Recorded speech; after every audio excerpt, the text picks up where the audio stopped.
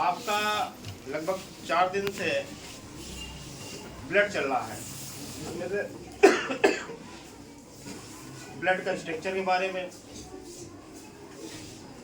इसके अंदर जो हार्ट है, परिसंचरण तंत्र के अंदर हार्ट भी आते हैं, ब्लड और रक्त वाहिनियाँ, ब्लड वेसल्स आपको शरीर में जो दिखती है ना, सामने सामने आपकी जो रक्त नलिकाएं जिसमें ब्लड बहता है, ये आपका रक्त नलिकाएं होती हैं, ब्लड वेसल बोलते हैं। 2 प्रकार की होती है। जो ऊपर दिखती है वो सिरा होता है, वेन्स होती है। इसी के नीचे धमनी होती है, आर्टरी होती है। ठीक है, तो आज हम WBC के बारे में बताएंगे, WBC के बारे में और स्तनधारी जंतु के बारे में। स्तनधारी जंतु मैमल्स बोलते हैं वे जंतु जिनके शरीर पर हेयर हो, बाल हो। जैसे हमारा शरीर बाल है, शरीर बाल है, तो हम स्तनधारी हैं, मैमल्स हैं। और बच्चों को दूध पिलाने के लिए उसमें स्तन ग्रंथियां हो, मेमरी ग्लैंड, छोटे बच्चे होते हैं, माता जी अपना दूध पीते हैं कि नहीं, तो मेमरी ग्लैंड हो, वो सब है स्तनधारी। कोई दिक्कत? तो WBC मैंने आपको बताया था कि जो ब्लड होता है इसके 2 भाग हैं, एक सॉलिड पार्ट और एक लिक्विड पार्ट। सॉलिड पार्ट को बोलते हैं रुधिर कणिकाएं, ब्लड कार्पसल्स, और जो लिक्विड पार्ट होते हैं, ठीक है, वो आपका प्लाज्मा कहलाते हैं। सॉलिड पार्ट आपको रुधिर कणिका और जो आपका लिक्विड पार्ट है वो प्लाज्मा। कोई दिक्कत? आज प्लाज्मा के बारे में भी हम बताएंगे आपको। तो जो सॉलिड पार्ट होता है, रुधिर कणिका 3 प्रकार की होती है, RBC, WBC और प्लेटलेट्स। मैंने कल आपको RBC के बारे में बताया था, वीडियो देख लीजिएगा। और WBC पूरा full form white blood corpuscles या श्वेत रुधिर कणिकाएं। WBC जो होती है केंद्रक युक्त कोशिका होती है, मतलब इसमें केंद्रक होता था, जबकि आपने देखा था RBC में केंद्रक नहीं था, केवल ऊंट और लामा में केंद्रक था।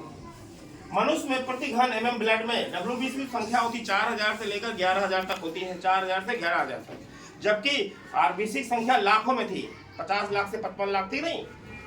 WBC अमीबा के समय, आप जानते हो अमीबा बना हुआ आपके क्लासरूम में अमीबा बना हुआ है।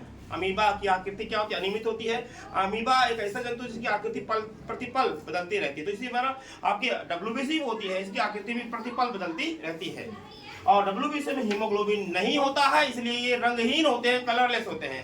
जबकि RBC में हीमोग्लोबिन पाए जाने के कारण वो क्या होती है? रंगीन होती है, कलरफुल होती है, रेड होती है। WBC का जीवन काल 1 से 4 दिन तक होता है, 1 से 4 दिन तक होता है। लेकिन RBC का हमने देखा था, मानव में जो RBC है उसका जीवन काल, लाइफ स्पान 120 दिन तक नहीं। WBC 2 प्रकार की होती है, ग्रेन्युलोसाइट और एग्रेन्युलोसाइट, 2 प्रकार की होती है। तो ये लिखा हुआ ग्रेन्युलोसाइट और एग्रेन्युलोसाइट, सही से लिखिए, देख के लिखिएगा, एग्रेन्युलोसाइट और ग्रेन्युलोसाइट। यदि हम ग्रेन्युलोसाइट की बात करते हैं, ये 2 प्रकार की होती है। एक ग्रेन्युलोसाइट 2 प्रकार की, लिम्फोसाइट और मोनोसाइट। और जो ग्रेन्युलोसाइट होती है वो 3 प्रकार की होती है, न्यूट्रोफिल, बेसोफिल, इओसिनोफिल। कल हम लिखवा देंगे, आज हम भूल गए थे। तो WBC 2 प्रकार की। ग्रेन्युलोसाइट की बात करते हैं, वो 3 प्रकार की होती है, न्यूट्रोफिल, बेसोफिल, इओसिनोफिल।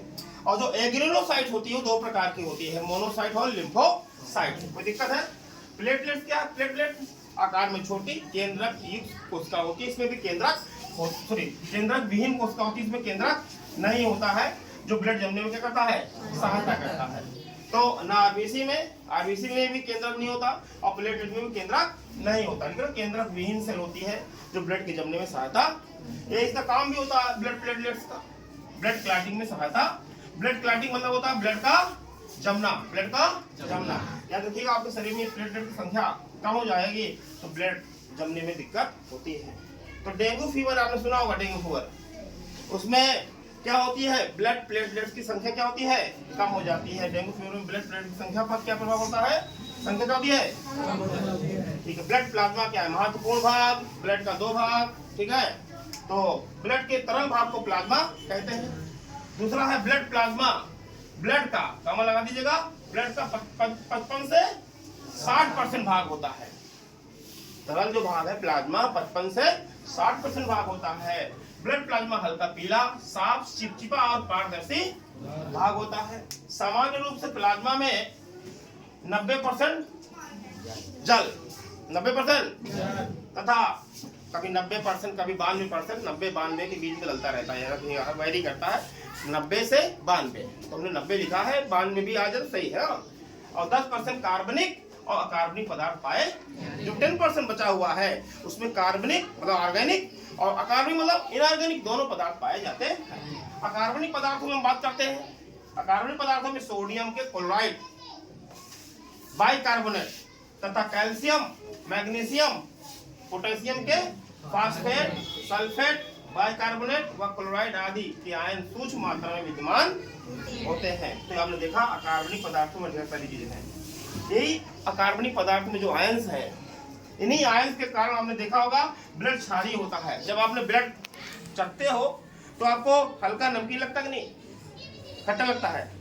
खट्टा नहीं लगता ना, हल्का नमकीन लगता है। कभी आप कट जाता है तो मुंह लगा लेते हो नहीं? तो आप ध्यान दीजिएगा, क्षारीय होता है, एल्कलाइन होता है, नमकीन होता है थोड़ा सा, इन्हीं आयनों के कारण। कार्बनिक पदार्थों की बात करते हैं। कार्बनिक पदार्थ में प्रोटीन होते हैं, पोषक पदार्थ होते हैं, पोषक पदार्थ का कामा लगा देना, उत्सर्जी पदार्थ भी होते हैं, हार्मोन, एंटीबॉडी तथा श्वसन गैस व हिपैरिन नामक पदार्थ विद्यमान।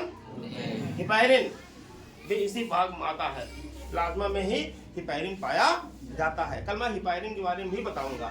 तो प्लाज्मा देखिए कितना महत्वपूर्ण है। कार्बनिक पदार्थों में प्रोटीन भी आता है, पोषक पदार्थ भी आता है, उत्सर्जी पदार्थ, हार्मोन, एंटीबॉडी, श्वसन गैसें, हिपैरिन नामक पदार्थ विद्यमान होते। कोई दिक्कत? याद कर लीजिएगा।